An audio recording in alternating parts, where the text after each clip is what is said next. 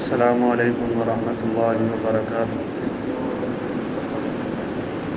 ان الحمد للہ نحمده ونستعینه ونستغفره ونعوذ باللہ من شرور انفسنا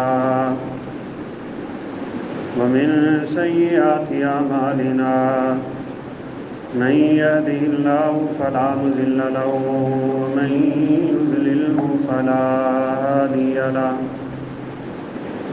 أشهد أن لا إله إلا الله وحده لا شريك له وأشهد أن محمدًا عبده ورسوله أما بعد فإن أحسن الحديث كتاب الله وخير الهدي هدي محمد صلى الله عليه وسلم وشر الأمور محدثاتها وكل محدثة بدعة وكل بدعة ضلالة وكل ضلالة في النار يا أيها الذين آمنوا اتقوا الله حق تقاته ولا تموتن إلا وأنتم مسلمون يا أيها الذين آمنوا اتقوا الله وقولوا قولا سديدا يصلح لكم أعمالكم ويغفر لكم ذنوبكم ومن يطع الله ورسوله فقد فاز فوزا عظيما أعوذ بالله من الشيطان الرجيم بسم الله الرحمن الرحيم لقد رضي الله عن المؤمنين إذ يبايعونك تحت الشجرة فعلم ما في قلوبهم فأنزل السكينة عليهم وأثابهم فتحا قريبا وقال النبي صلى الله عليه وسلم ما ضر عثمان ما عمل بعد اليوم رب اشرح لي صدري ويسر لي أمري واحلل عقدة من لساني يفقهوا قولي رب زدني علما سبحانك لا علم لنا إلا ما علمتنا إنك أنت العليم الحكيم۔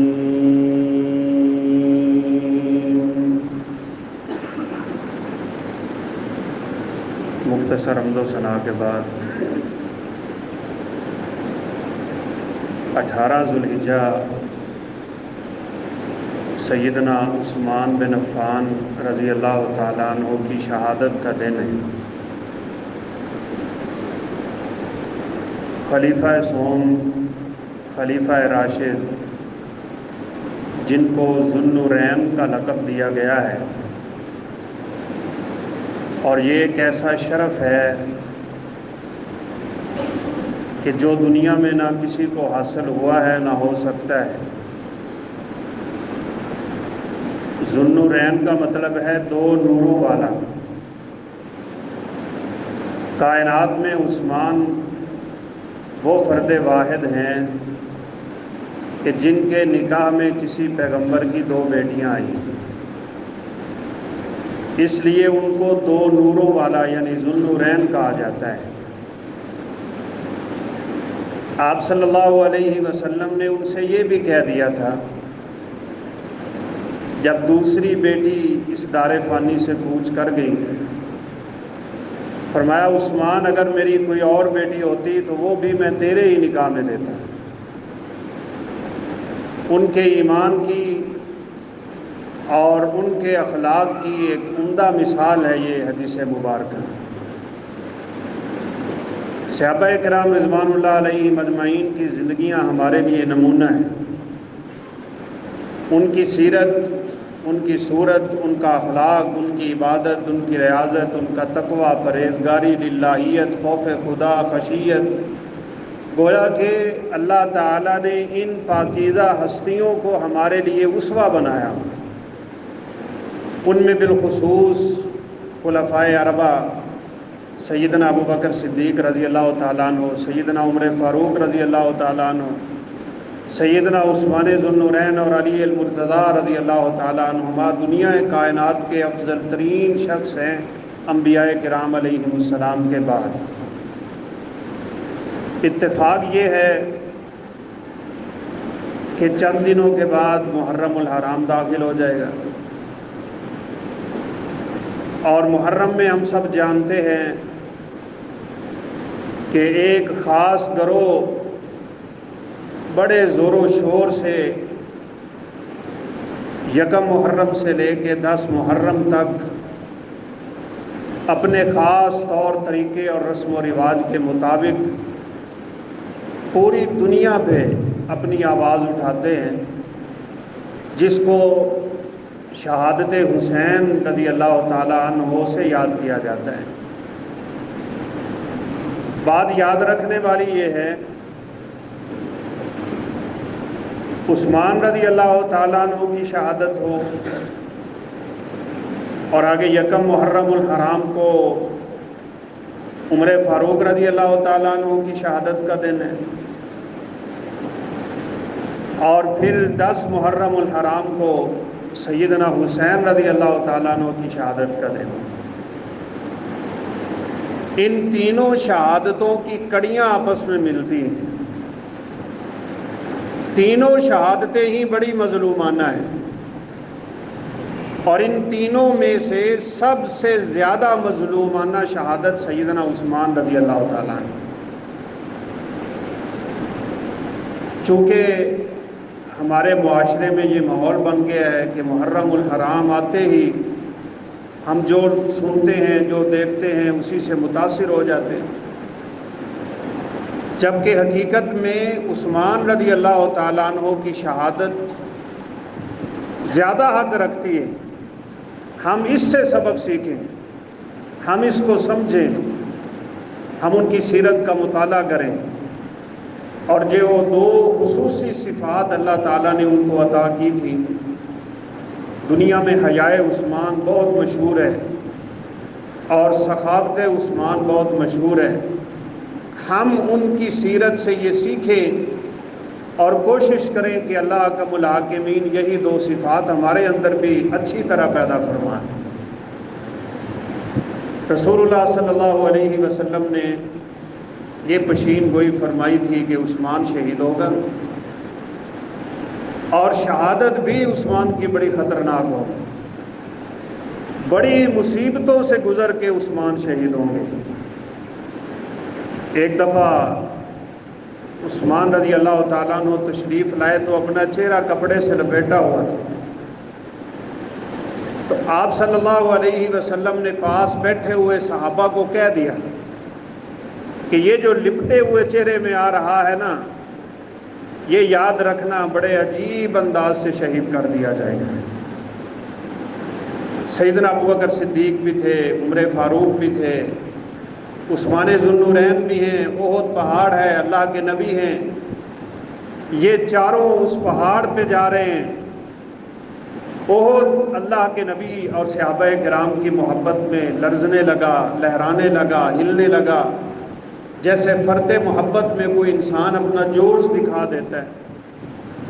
تو رسول اللہ صلی اللہ علیہ وسلم نے اس پہ پاؤں مار کے فرمایا تھا، اسکت یا احد فإن علیک نبی و صدیق و شہیدان۔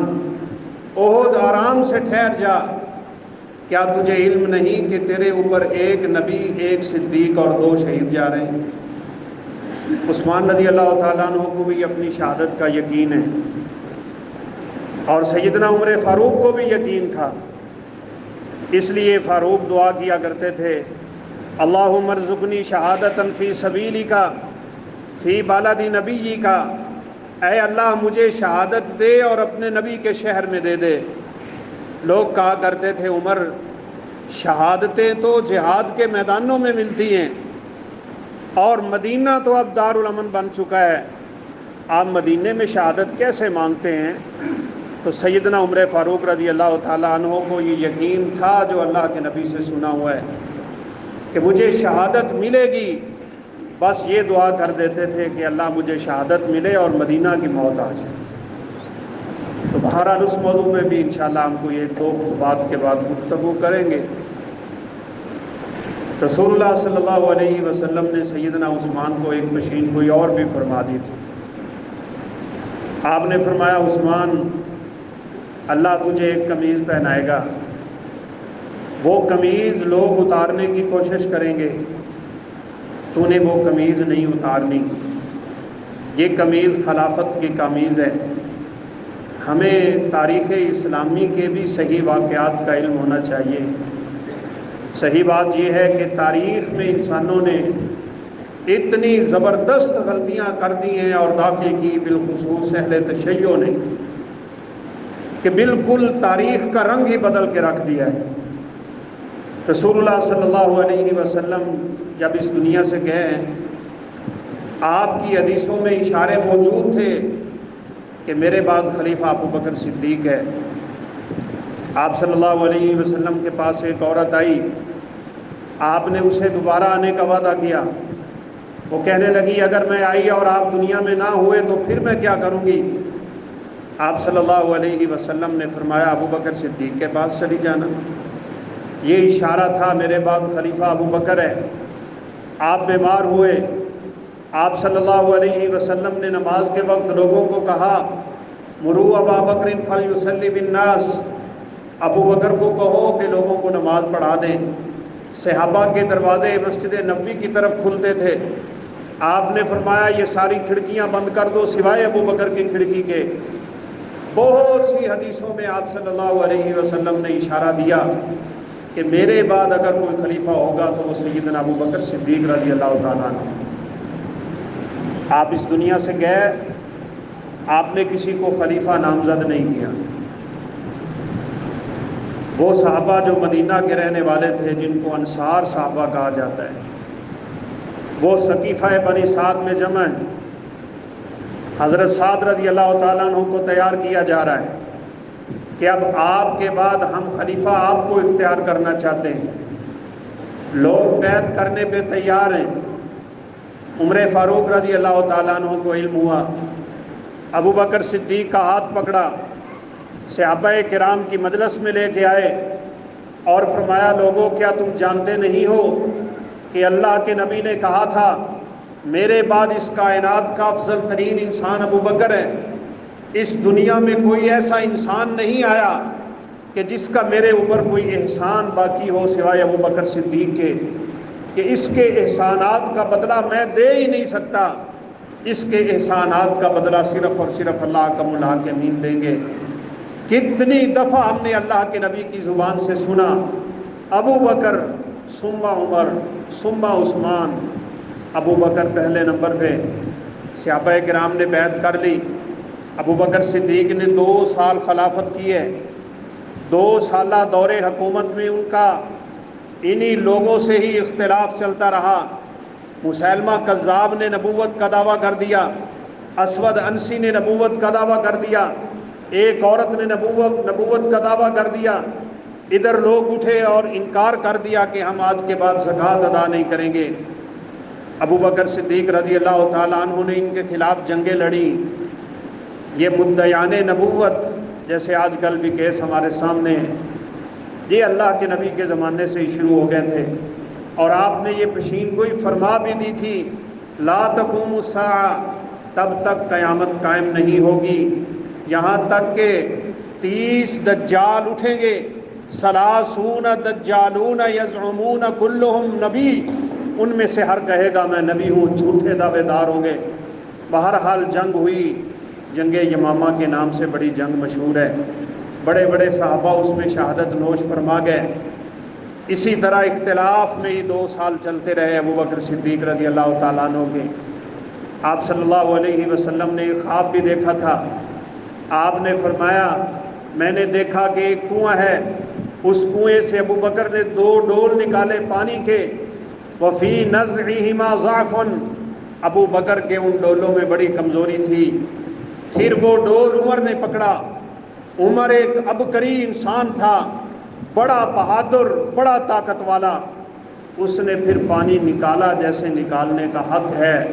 پانی وادیوں سے ہوتا ہوا جنگلوں میں جا پہنچا۔ لوگوں نے پوچھا اللہ کے نبی کیا تعبیر ہے؟ گویا یہی تعبیر تھی۔ ابو بکر کی 2 سالہ خلافت بڑے اختلافات میں گزر گئی۔ پھر عمر فاروق رضی اللہ تعالیٰ عنہ کا زمانہ آ گیا۔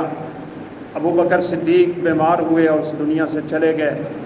عمر فاروق رضی اللہ تعالیٰ عنہ کو خلیفہ نامزد کر دیا۔ ابو بکر صدیق کے بعد یہ لگام خلافت کی عمر فاروق کے ہاتھ میں انتہائی قوت سے، ایمانداری سے، عدل و انصاف سے، جواں مردی سے، اور جیسے ایک انصاف والی حکومت ہوتی ہے عمر فاروق رضی اللہ تعالیٰ عنہ نے یہ حکومت کی۔ اس لیے غیر مسلم بھی یہ کہنے پہ مجبور ہو گئے تھے اگر دنیا میں ایک عمر اور آ جاتا پوری دنیا پہ سوائے اسلام کے اور کوئی مذہب باقی نہ رہ جاتا۔ عمر فاروق رضی اللہ تعالیٰ عنہ کی دعا قبول ہوئی۔ فجر کی نماز ہے، قرات کر رہے ہیں۔ ابو لولو مجوسی جو خنجر ہی بنایا کرتا تھا، خنجر لے کے آگے بڑھا، عمر فاروق رضی اللہ تعالیٰ عنہ پہ وار کیے، انتڑیاں باہر نکل آئیں۔ عبد الرحمن بن عوف آگے بڑھے، مصلی رسول پہ نماز کو مکمل کیا۔ عمر فاروق کو اٹھا کے گھر میں لایا گیا۔ چند دن کی یہ تیمارداری ہوتی رہی۔ آخر کار عمر فاروق رضی اللہ تعالیٰ عنہ اس دنیا سے اٹھے۔ انہوں نے اپنے جانے سے پہلے عشرہ مبشرہ میں سے باقی رہ جانے والے اصحاب کو بلا لیا۔ فرمایا اس وقت کائنات میں ان لوگوں سے افضل کوئی انسان نہیں ہے۔ یہ وہ 10 لوگ ہیں جن کو اللہ کے نبی نے ایک ہی وقت میں جنت کی بشارت دے دی تھی۔ ان میں سے ابو بکر صدیق دنیا سے چلے گئے، عبیدہ بن جرح دنیا سے چلے گئے۔ فرمایا سعید میرا رشتہ دار ہے، اس کو میں حکومت نہیں لینے دوں گا، یہ بندے نکال دو۔ باقی 6 افراد بیٹھ کے مشورہ کریں گے، مشورے سے اور اتفاق رائے سے جس کو خلیفہ نامزد کریں وہ خلیفہ ہوگا۔ اور اگر نہ ہو سکے 3 دن تک لوگوں سے مشورہ جاری رکھیں۔ اور سبحان اللہ، عمر فاروق رضی اللہ تعالیٰ عنہ کی کیا فقاہت ہے، کیا بصیرت ہے، کیا بصارت ہے، کیا تقوی ہے، کیا عدل ہے، کیا انصاف ہے، کیا دور نظری ہے۔ فرمایا 3 دن مجلس شورا کا جب تک اجلاس جاری رہے گا، مسجد نبوی میں اگر کوئی شخص نمازیں پڑھائے گا تو وہ سیدنا صہیب رومی رضی اللہ تعالیٰ عنہ، جو غلام تھے، کالے تھے، جن کی لوگ عمومی طور پہ آج کل قدر نہیں کرتے۔ فرمایا صہیب رومی 3 دن مصلی رسول پہ ہوں گے۔ اسی طرح ہوا، 3 دن مجلس شورا کا قیام رہا۔ صہیب رومی رضی اللہ تعالیٰ عنہ نمازیں پڑھاتے رہے۔ 3 دن کے بعد سیدنا عثمان رضی اللہ تعالیٰ عنہ کو خلیفہ نامزد کیا گیا، بغیر کسی لالچ کے، بغیر کسی طمع کے، بغیر کسی اختلاف کے، بغیر کسی لڑائی کے، بغیر کسی نزاع کے، بغیر کسی عداوت کے، سب نے متفقہ طور پہ سیدنا عثمان رضی اللہ تعالیٰ عنہ کو خلیفہ نامزد کیا۔ یہ میں باتیں اس لیے کر رہا ہوں، ہمیں یہ آوازیں سننے کو ملتی ہیں کہ رسول اللہ صلی اللہ علیہ وسلم نے فرمایا تھا میرے بعد اگر کوئی خلافت کا حقدار ہے تو وہ علی ہے، علی میرا وصی ہے، علی میرا نائب ہے، علی کا مقام وہی ہے جو موسیٰ کے ہاں ہارون کا تھا۔ جیسے موسیٰ کے جانے کے بعد خلافت کی باغ دوڑ ہارون کے ہاتھ میں آ گئی، ایسے ہی علی کے ہاتھ میں آنی چاہیے۔ میں علم کا شہر ہوں، علی اس کا دروازہ ہے۔ یہ جھوٹی باتیں، یہ جھوٹی حدیثیں، یہ من گھڑت واقعات صرف اور صرف دین اسلام کو خراب کرنے کے لیے بنائے گئے۔ وگرنہ بیعت کرنے والوں میں سیدنا علی رضی اللہ تعالیٰ عنہ بھی ہیں، اور وہ مانتے تھے، وہ جانتے تھے۔ عثمان ذو النورین رضی اللہ تعالیٰ عنہ کی فضیلتوں سے کون واقف نہیں ہے؟ لقد رضی اللہ عن المؤمنین اذ یبایعونک تحت الشجرہ۔ اللہ کے نبی کو مکہ سے ہجرت کیے ہوئے ایک وقت گزر گیا، ترستا تھا دل، نگاہیں ترس گئی تھی مکہ کو دیکھنے کے لیے۔ آپ نے ایک دن خواب میں کیا دیکھا؟ اللہ نے آپ کو دکھا دیا، صحابہ نے احرام باندھے ہوئے ہیں، وہاں جا کے عمرہ ہو رہا ہے، آپ سر مڑوا رہے ہیں، صحابہ بھی اپنے حلق کروا رہے ہیں۔ اللہ کے نبی نے خواب کی تعبیر یہی سمجھی، صحابہ کو کہا اٹھو تیاری کرو، ہم بیت اللہ شریف کا عزم اور ارادہ لے کے سفر کریں گے۔ حدیبیہ مقام پہ پہنچے، سامنے دشمن آ گیا، کہا آپ لوگ مکہ میں داخل نہیں ہو سکتے، ہمارے ساتھ معاہدہ کرنے پڑیں گے، ہمارے ساتھ شرطیں قائم کرنا پڑیں گی، جن کو صلح حدیبیہ کے نام سے یاد کیا جاتا ہے۔ قصہ مختصر، اللہ کے نبی نے اگر اس وقت کسی بندے کو اپنا وفد چنا تو سیدنا عثمان رضی اللہ تعالیٰ عنہ کو بھیج دیا۔ 1400 صحابہ کا لشکر ہے، ان میں سے اختیار عثمان کا ہوا۔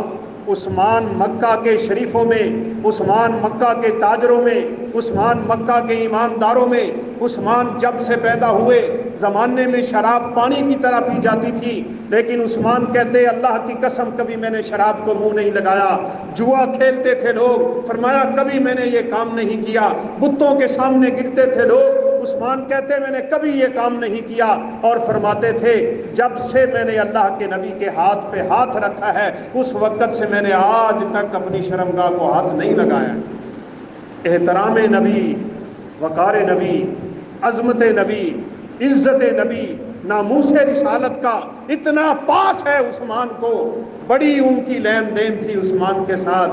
کہا چلو عثمان آ ہی گئے ہو، تم تو طواف کر لو، تم تو حجر اسود کا بوسہ لے لو، تم تو بیت اللہ کا چکر لگا لو۔ لیکن عثمان رضی اللہ تعالیٰ عنہ کے احترام پہ قربان جائیں، کہا جب تک میرے پیغمبر اس بیت اللہ کا طواف نہیں کریں گے عثمان کبھی چکر نہیں لگائیں گے، پہلے میرے نبی آئیں گے پھر جا کے ہوگا۔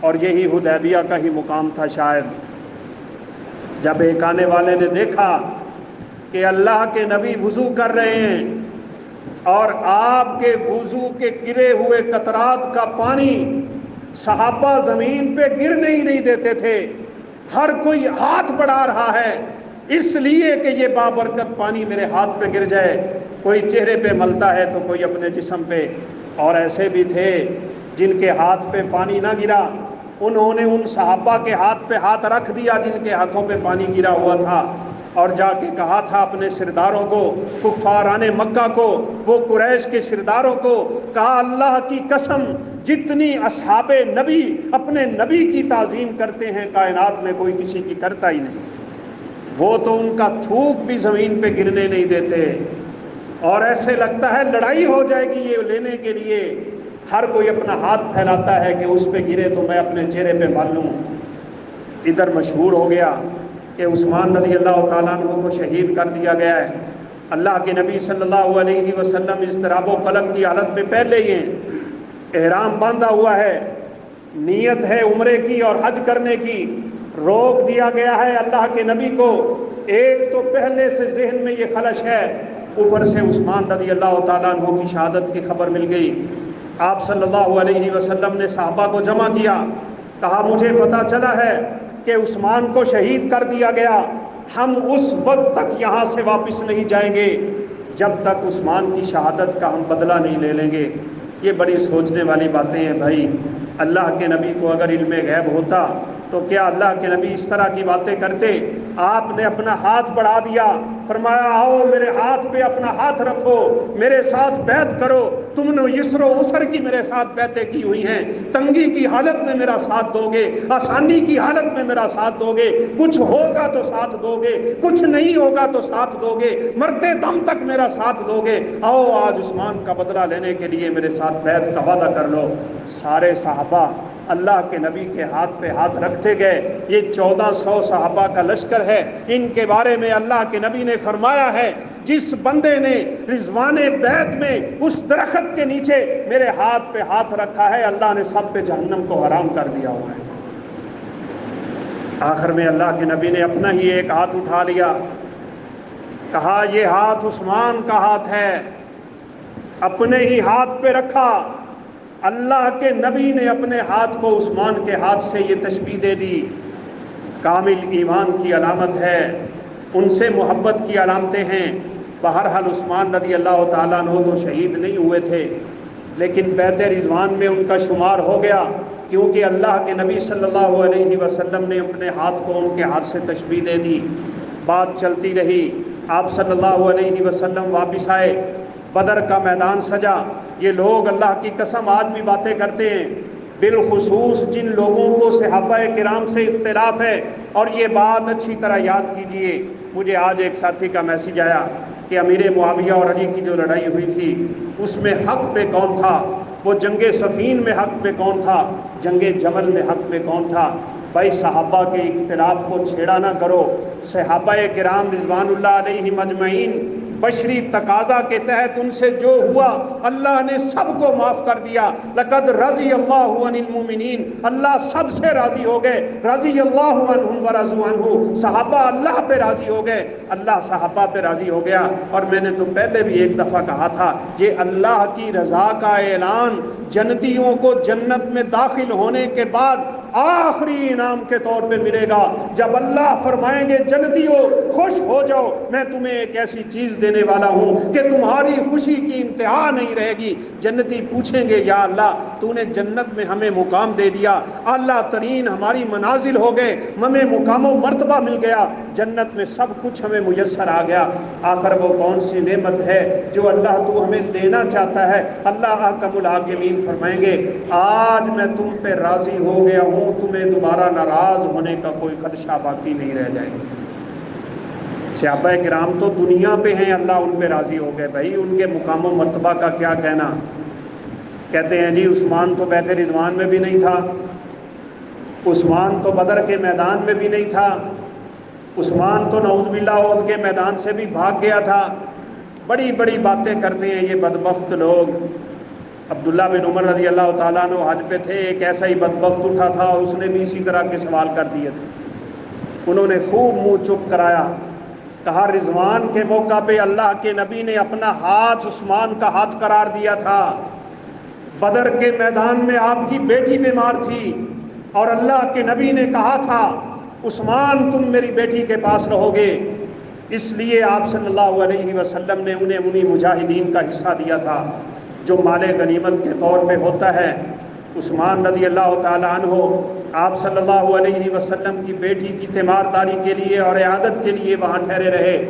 احد کے میدان میں شیطان کی طرف سے یہ حملہ تھا، جب مصعب بن عمیر شہید ہوئے یہ بات پھیل گئی اللہ کے نبی شہید ہو گئے ہیں، صحابہ نے فرمایا پھر لڑنا کس کے لیے ہے، پھر میدان میں ٹھہرنا کس کے لیے ہے، پھر چلو اپنے گھروں کو اپنی اپنی راہ لو۔ ان میں سیدنا عثمان بھی تھے۔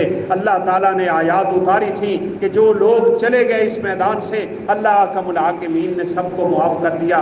بہرحال چلتے چلتے عثمان رضی اللہ تعالیٰ عنہ کی خلافت چلتی رہی، 12 سال تک سیدنا عثمان خلیفہ رہے۔ اللہ احکم الحاکمین نے ان سے دین کا بڑا کام لیا۔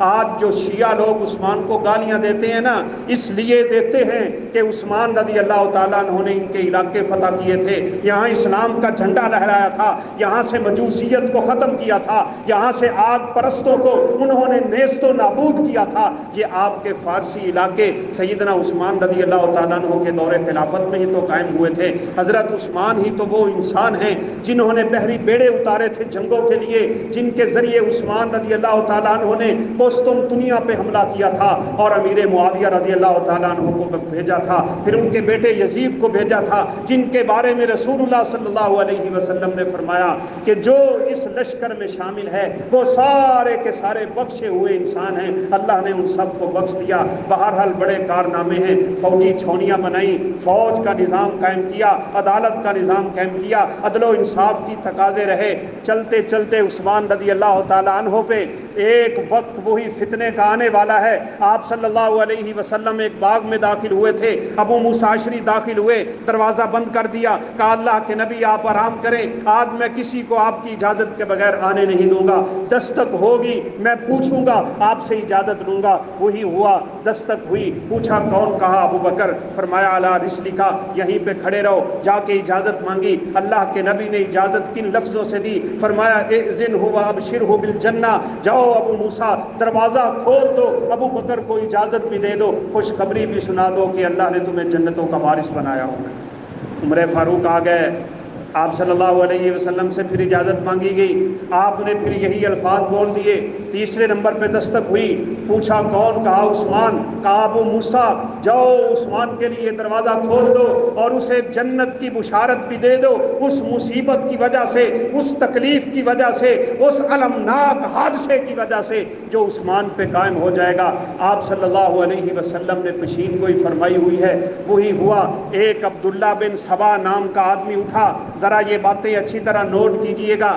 اہل بیت کی محبت کا دعویٰ کرنے والا، جس سے آج یہ شیعان علی نکلے ہوئے ہیں جو ہر وقت آل رسول سے محبت کی باتیں کرتے رہتے ہیں، حقیقت میں یہودی لوگ یہ لوگ بلکہ یہودیوں سے بھی بدتر ہیں، انہی کے ساتھ ملے ہوئے ہیں، انہی کے نقش قدم پہ ہیں، انہی کے مذہب پہ ہیں، انہی کے دین پہ ہیں، انہی کے نہج پہ ہیں، انہی کے منہج پہ ہیں، انہی کے طور طریقوں پہ ہیں۔ جیسے وہ لوگ دین کو نقصان پہنچاتے رہے، آج یہ لوگ بھی نقصان پہنچاتے ہیں اور پہنچاتے رہیں گے۔ رسول اللہ صلی اللہ علیہ وسلم نے تو یہ بھی فرمایا ہے، یہ اصفہان جو آج ایران کا شہر ہے، آپ نے فرمایا اصفہان سے 70,000 یہودی نکلے گا جو قیامت کے قریب دجال کا آگے نکل کے ساتھ دے گا، ان کے سروں پہ سبز رنگ کی ٹوپیاں ہوں گی۔ یہ اللہ کے نبی نے ساری باتیں پہلے بتائی ہوئی ہیں، آپ کے ان معجزات کا ذکر حدیث میں موجود ہے۔ اس لیے اگر کبھی آپ کو خبر پڑے نا کہ ایران اور امریکہ اور اسرائیل کی جنگ ہونے لگی ہے، تو اس وقت سمجھ لیں کہ کسی مسلمان ملک کے خلاف کوئی حملہ ہونے والا ہے۔ آپس میں ایک ہیں، ان کی پارلیمنٹ میں یہودی، کوئی سنی نہیں ہے، ان کے شہروں میں یہودی، ان کی عبادت گاہیں یہودیوں کی، یہ تو اسی نقش قدم پہ ہیں میرے دوستو۔ وہ بدبخت بھی اٹھا، اپنا نام عبداللہ رکھا ہوا ہے، اپنے آپ کو مسلمان ظاہر کرتا ہے، آل بیت کی محبت کا دعویٰ لے کے اٹھا۔ کہا عثمان نے، عمر فاروق نے، ابو بکر صدیق نے علی سے خلافت چھینی ہے، لازمی ہے ہم یہ خلافت ان کو واپس لے کے دیں۔ اللہ کی قسم ہم نے تو یہ باتیں سنی اور دیکھی ہوئی ہیں۔ ایک بدبخت شیعہ ایسا بھی تھا، مسجد نبوی کے صحن میں عمر فاروق کی قبر کی طرف منہ کر کے پیشاب کرے، ابو بکر صدیق کی قبر کی طرف منہ کر کے، پھر اس کو کوڑے لگے، یہ ایک الگ بات ہے، لیکن ان کے سینے صحابہ کی عداوتوں سے بھرے ہوئے ہیں، بالخصوص خلفائے ثلاثہ ابو بکر، عمر اور عثمان رضی اللہ تعالیٰ عنہ۔ اور یہ جو علی کی محبت کا ڈھونگ ہے نا، یہ بھی اللہ کی قسم جھوٹا ہے، اس کے پیچھے بھی تقیہ ہے، اس کے پیچھے بھی پروپگنڈا ہے، اور اس کے پیچھے بھی اسلام کے خلاف دشمنیاں ہیں انہوں نے پالی ہوئی۔ اٹھا، بڑا عجیب سا واقعہ ہے، مصر جا رہا ہے، کبھی شام جاتا ہے، کبھی بصرے جاتا ہے، کبھی کوفہ جاتا ہے، لوگوں کو برانگیختہ کرتا ہے، آل رسول کی محبت کے واسطے دیتا ہے، ان کے سامنے نام لے لے کے روتا ہے، اور لوگ سمجھتے ہیں کہ یہ دعوت واقعی ہی خوبصورت دعوت ہے۔ لوگ ساتھ مل گئے، عثمان رضی اللہ تعالیٰ عنہ کا محاصرہ ہوا۔ بات مختصر کروں، صحابہ کرام حج پہ گئے ہوئے ہیں، ابن سیرین رحمہ اللہ فرماتے ہیں لم یکونوا فی المدینۃ الا 40، 40 صحابہ مدینہ میں تھے۔ یہ لوگ پورا لاؤ لشکر لے کے، پوری تیاری لے کے عثمان ذوالنورین رضی اللہ تعالیٰ عنہ کو شہید کرنے کے بہانے مدینہ میں ہیں۔ آ کے ان کے گھر کا محاصرہ کیا۔ علی رضی اللہ تعالیٰ عنہ تشریف فرما تھے، حسن حسین تشریف فرما تھے، محمد بن مسلمہ تشریف فرما تھے، آگے بڑے دفاع کرنے کے لیے، لیکن عثمان رضی اللہ تعالیٰ عنہ نے منع کر دیا۔ یہ سبق ہے سیکھنے والا، کہا میری جان جاتی ہے چلی جائے، میرا خون بہتا ہے بہہ جائے، لیکن میری وجہ سے مسلمانوں کی آپس میں تلواریں نہیں ٹکرانی چاہیے۔ آخر یہ لوگ کلمہ تو پڑھنے والے ہیں، اپنی زبان سے اللہ کی وحدانیت کا اقرار تو کرتے ہیں، ان کے سینے چاہے ہماری عداوتوں اور بغض سے کتنے بھرے ہوئے کیوں نہ ہوں، میں عثمان تمہیں اجازت نہیں دوں گا کہ میری وجہ سے مدینہ رسول میں مسلمانوں کی تلواریں بہہ جائیں اور آپس میں خون کی ندیاں شروع ہو جائیں۔ برداشت بہت بڑا سبق ہے بھائی، مجھے اور آپ کو بھی سیکھنا ہے۔ آج ہم اپنے مسلمان بھائیوں کی باتیں ہی نہیں برداشت کرتے نا۔ عثمان کو یقین تھا یہ مجھے شہید کریں گے، عثمان ان کے حالات پڑھ چکے تھے، جان چکے تھے، اچھی طرح واقف ہو چکے تھے، اور پھر وہی ہوا۔ 40 دن کا محاصرہ ہے، 40 دن کا، وہاں 3 دن پانی بند ہے، اور شور شرابہ کہاں تک پہنچا ہوا ہے، اور کیسے کیسے واقعات کا رنگ بدل کے لوگوں کے دماغوں پہ چڑھا دیا گیا کہ بس ایک ہی شہادت ہے اسلام میں، اور اس شہادت کا کوئی تذکرہ ہی نہیں کرتا۔ وہاں 3 دن کی بات ہے، حقیقت کچھ اور ہے۔ یہاں 40 دن کا محاصرہ ہے بھائی، 40 دن کا۔ عثمان اپنے گھر کی چھت پہ چڑھ گئے تھے اور کہا لوگو مجھے کس لیے شہید کرنا چاہتے ہو؟ یہ مسجد نبوی جو میرے پیسوں سے جس کی توسیع ہوئی تھی، تم مجھے وہاں نمازیں نہیں پڑھنے دیتے۔ یہ بیر روما جو ایک یہودی کے قبضے میں تھا، جس کے بارے میں اللہ کے نبی نے کہا تھا جو یہ کنواں خرید کے مسلمانوں پہ وقف کر دے میں محمد اسے جنت کی بشارت دیتا ہوں، میں نے تو ہی خرید کے وقف کیا تھا۔ وہ جیش الاسرا کی بات کیا تمہیں یاد نہیں رہ گئی؟ اور عثمان وہ خوش قسمت انسان ہیں کہ جن کو اللہ کے نبی کی زبان سے 10 سے زیادہ مرتبہ جنت کی بشارت ملی ہوئی۔ فرمایا اللہ کے نبی نے من جہز جیش الاسرا، جو بندہ یہ لشکر تیار کر دے غزوہ تبوک والا، اسے جنت کی بشارت دیتا ہوں۔ میں نے وہ کام نہیں کیا، آج مجھے کس وجہ سے شہید کرنے لگے ہو؟ اور سن لو، اگر آج تم نے مجھے شہید کر دیا، اسلام میں فتنوں کا ایسا دروازہ اٹھے گا جو قیامت تک دوبارہ بند نہیں ہوگا۔ یہ اللہ کے نبی کی پیشین گوئی تھی جو حذیفہ بن یمان نے عمر فاروق کو سنائی تھی، جب عمر نے کہا کس نے سنا ہے اللہ کے نبی سے فتنوں کے بارے میں؟ تموج کموج البحر، جو فتنہ اٹھے گا اور سمندر کی موجوں کی طرح اٹھتا چلا جائے گا۔ حذیفہ نے کہا تھا آپ کو اس فتنے سے کیا لگے، آپ کے اور اس فتنے کے درمیان تو ایک دروازہ ہے بند، وہ دروازہ تیرے ہوتے ہوئے عمر کھول نہیں سکتا، ہاں تیرے جانے کے بعد وہ فتنہ اٹھے گا۔ فرمایا یہ دروازہ بند ہوگا یا ٹوٹ جائے گا؟ فرمایا یہ دروازہ ٹوٹے گا، پھر فتنے سے فتنے پھیلتے چلے جائیں گے اور فتنے پھر قیامت تک اٹھتے ہی چلے جائیں گے۔ میرے دوستو آج فتنوں کا زمانہ ہے، لوگوں کی زبانیں بھی فتنہ، لوگوں کے عقیدے بھی فتنہ، لوگوں کے طور طریقے بھی فتنہ۔ یہ آج کل جو آل محبت کی رسول آل محبت کی آڑ میں نعوذ باللہ انہی صحابہ کو برا بھلا کہا جاتا ہے، یہ اس کائنات کا بدبخت ترین فتنہ ہے۔ دعا کیا کریں اللہ رب العالمین ہمیں ان فتنوں سے محفوظ فرمائے۔ 40 دن کا محاصرہ ہے۔ اللہ کے نبی رات کو خواب میں ملے، کہا عثمان بڑا عرصہ ہوا تو نے کبھی میرے پاس آ کے قربانی نہیں کی، میرے پاس آ کے روزہ نہیں رکھا، روزہ رکھو، میرے پاس آج تیری افطاری ہے۔ عثمان کو یقین ہوا یہ خواب میری شہادت کا خواب ہے۔ صبح اٹھے، وہ روزہ رکھا، غسل کیا، اچھا لباس پہنا، خوشبو لگائی، قرآن پاک کھولا، تلاوت شروع کر دی۔ پہلا پارہ ہے، الف لام میم سے شروع کیا، پارے کے آخر میں پہنچے، یہ 4 بدبخت آگے بڑھے عثمان ذو النورین پہ حملہ کرنے کے لیے۔ ان کی باتوں میں ایک جلیل القدر انسان بھی آیا تھا جس کو ابو بکر صدیق کا بیٹا کہا جاتا ہے۔ جب فتنے اٹھتے ہیں تو اس میں بڑے بڑے بہہ جاتے ہیں، اس نے بھی آگے بڑھ کے عثمان رضی اللہ تعالیٰ عنہ کی داڑھی مبارک کو پکڑا تھا، کہا تیرا باپ اگر زندہ ہوتا میری اس سفید داڑھی کی حیا کرتا۔ ان کے دل پہ ضرب لگی، یہ چھوڑ کے چلے گئے، باقی آنے والے سب کے سب باہر سے تھے، آگے بڑھے، عثمان رضی اللہ تعالیٰ عنہ پہ حملہ کیا۔ نائلہ گھر میں ہیں اور کوئی انسان گھر میں نہیں، آپ کی بیوی نائلہ آگے ہوئی، ان کے ہاتھوں پہ ضرب لگی، 5 انگلیاں کٹ گئیں۔ عثمان رضی اللہ تعالیٰ عنہ کے ہاتھ پہ گرز مار رہے تھے، اور کیسی بات کی تھی، مصنف ابن ابی شیبہ میں ہے، عثمان رضی اللہ تعالیٰ عنہ نے کہا تھا اور لوگوں تم میرے وہ ہاتھ توڑنے لگے ہو کہ جن ہاتھوں سے میں نے رب کا قرآن لکھ کے تمہارے لیے محفوظ کر دیا ہے۔ مجھے جامع القرآن کہا جاتا ہے، سورہ حجرات سے لے کے سورہ ناس تک کا پورا قرآن میں نے اپنے اس ہاتھ سے لکھا ہے۔ ہاتھ بھی توڑا، فَسَيَكْفِيكَهُمُ اللَّهُ صِبْغَةَ اللَّهِ وَمَنْ أَحْسَنُ مِنَ اللَّهِ صِبْغَةً۔ اس آیت کریمہ کی تلاوت کر رہے تھے۔ اللہ کا رنگ ہے اور یہ رنگ بڑا خوبصورت ہے، یہ جس پہ چڑھ جاتا ہے یہ رنگ پھر اپنے جلوے دکھاتا ہے، یہ اسلام کا رنگ۔ دعا کیا کریں اللہ ہمارے اوپر بھی چڑھا دے۔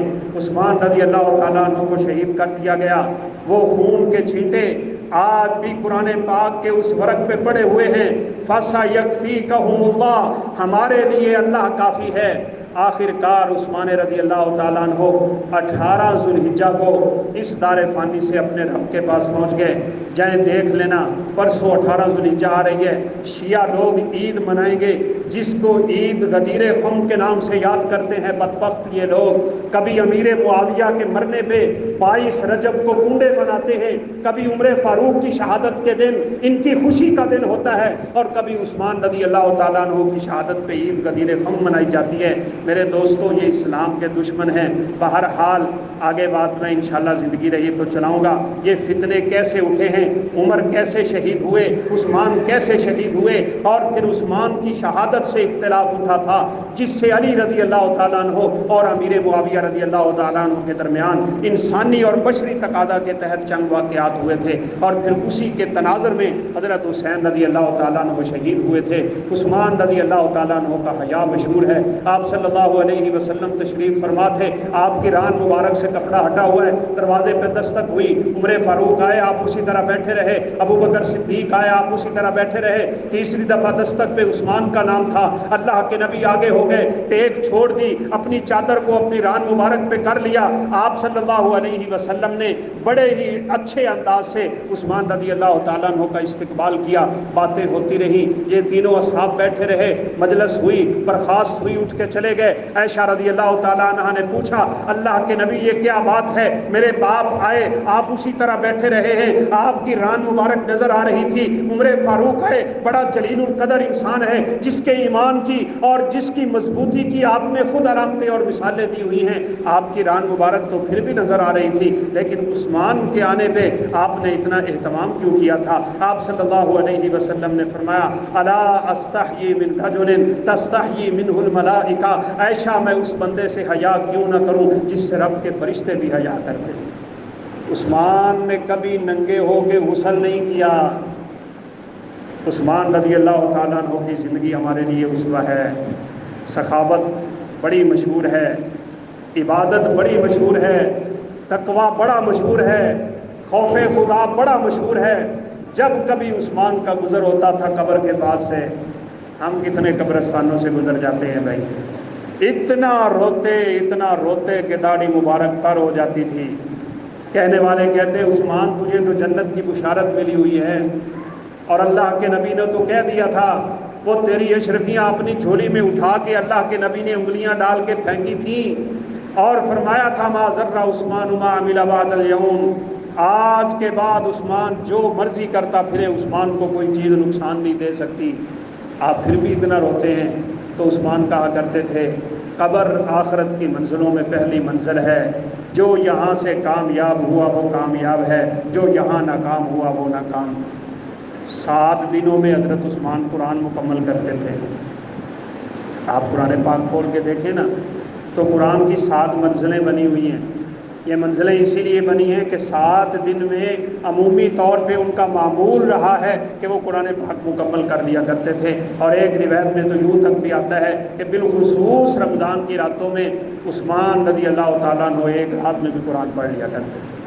وہ ایک الگ بحث ہے کہ وہ یہ جائز ہے یا ناجائز، یا اس پہ جو رسول اللہ صلی اللہ علیہ وسلم کا ارشاد گرامی ہے۔ قرآن سے بڑا تعلق ہے۔ یہ آج میرے اور آپ کے ہاتھ میں جو قرآن ہے نا، یہ عثمان رضی اللہ تعالیٰ عنہ کا امت پہ احسان ہے۔ یہ انہی نے جمع کیا، یہ انہی نے لکھا ہے۔ پوری دنیا کے جتنے بھی قرآن ہیں اسی لکھائی پہ لکھے جاتے ہیں جو عثمان رضی اللہ تعالیٰ عنہ نے لکھی تھی۔ بعض دفعہ آپ کچھ الفاظ ایسے بھی دیکھیں گے جو لکھنے میں اور ہوتے ہیں لیکن قرآن میں کسی اور طرح لکھے ہوئے ہیں۔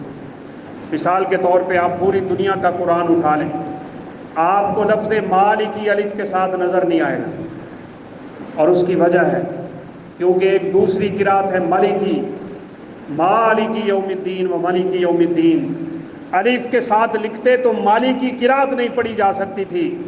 عثمان نے قرآن لکھا ہی اس انداز میں ہے کہ ساری کی ساری قراتیں اس سے نکل آتی ہیں۔ کھڑی زبر ڈال دو تو مالکی بن جائے گا، زبر ڈال دو تو مالکی بن جائے گا۔ یہ ایک چھوٹی سی مثال ہے۔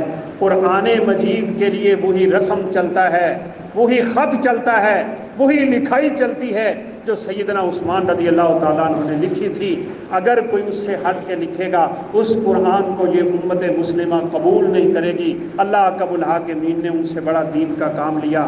میری اللہ تعالیٰ سے دعا ہے کہ اللہ تعالیٰ ہمیں سیرت عثمان کو اپنانے کی توفیق نصیب فرمائے، ان کو اللہ اس امت مسلمہ کی طرف سے یہ قرآن بالخصوص جمع کرنے پہ وہ جزائے خیر عطا فرمائے جو اللہ اکرم الحاکمین کے شان شایان ہے۔ انہ سمیع قریب مجیب وآخر دعوانا الحمد للہ رب العالمین۔